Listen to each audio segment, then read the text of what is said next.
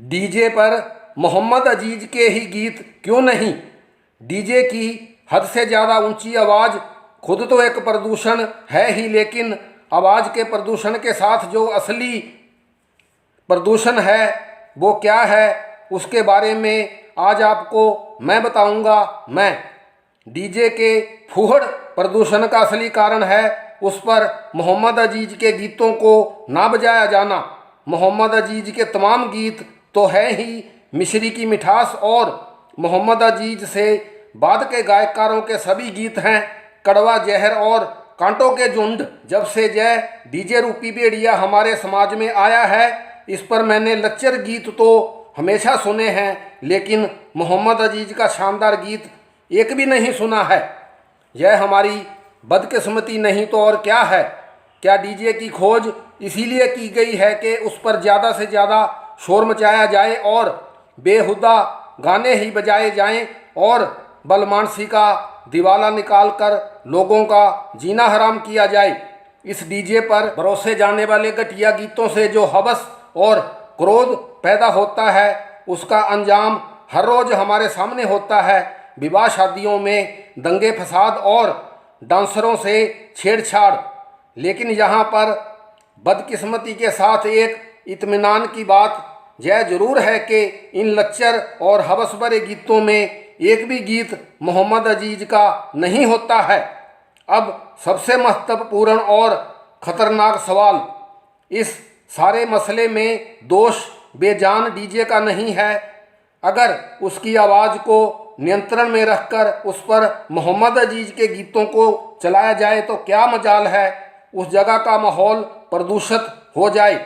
चलिए आप लोग उसे पूरी ऊंची आवाज़ में ही चलाइए, लेकिन मोहम्मद अजीज के ही गीतों को चलाइए। मेरा दावा है कि मोहम्मद अजीज के गीतों का सुरीला रस डीजे की कर्कश आवाज़ को भी सुरीला कर देगा। जब मोहम्मद अजीज के गीतों में इतनी शक्ति, इतना रस है, तो फिर आप लोग मोहम्मद अजीज को छोड़कर आजकल के लल्लू पंजुओं के पीछे क्यों दौड़ रहे हो। डीजे पर मोहम्मद अजीज, सिर्फ मोहम्मद अजीज के ही गीतों को चलाइए। इस बात में कोई भी शक नहीं कि यह सब अब होने वाला नहीं है। मेरी इस आवाज़ पर कोई भी अमल नहीं करेगा। मेरी यह आवाज़ नकारखाने में तूती की आवाज़ बनकर रह जाएगी। अब तो आलम यह हो चुका है कि ज़्यादातर लोगों का सतर इतने नीचे तक पहुंच चुका है कि उन्हें शोरगुल के अलावा और कुछ अच्छा ही नहीं लगता।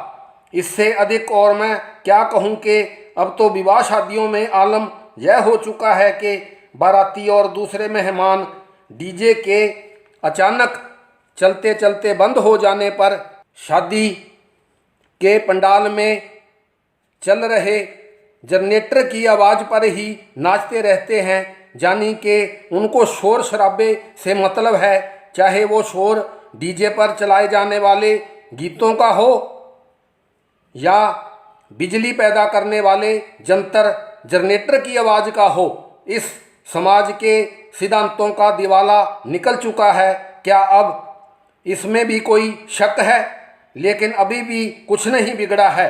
अभी भी हमारे पास संभलने का आखिरी मौका है। आज के ज़माने के सतरहीन और गिरे हुए श्रेणी के गीतों को सुनना बंद कर दीजिए। मोहम्मद अजीज और मोहम्मद अजीज से पहले के तमाम गायकारों के गाए हुए गीतों को ही सुनिए। मोहम्मद अजीज के बाद के एक भी गायकार का एक भी गीत भूलकर भी ना सुनिए। एक बार, सिर्फ एक बार मेरा कहा मान कर देखिए। किसी भी समारोह में जब भी डीजे चलाएं, उस पर मोहम्मद अजीज के गीत ही चलाएं। मोहम्मद अजीज ने हर प्रकार के गीत गाए हैं। आपके समारोह का समय समाप्त हो जाएगा, परंतु मोहम्मद अजीज के गीत कभी समाप्त नहीं होंगे। मोहम्मद अजीज की शानदार आवाज़ में इतने गीत हैं कि आपको मोहम्मद अजीज के पहले के किसी फनकार की आवाज़ में गीतों की ज़रूरत ही नहीं पड़ेगी। बाद के फनकारों की तो बात करना ही गुनाह है। आप लोग एक बार अंधेरे से रोशनी की तरफ आइए तो सही, फिर देखिए यह सारा संसार किस तरह से मोहम्मद अजीज के शानदार और बेमिसाल गीतों से जगमगा उठेगा। एक दफ़ा एक मर्तबा सिर्फ एक बार बदी को छोड़ नेकी की राह पर आइए। मोहम्मद अजीज सिर्फ मोहम्मद अजीज के ही गीतों को अपनाइए।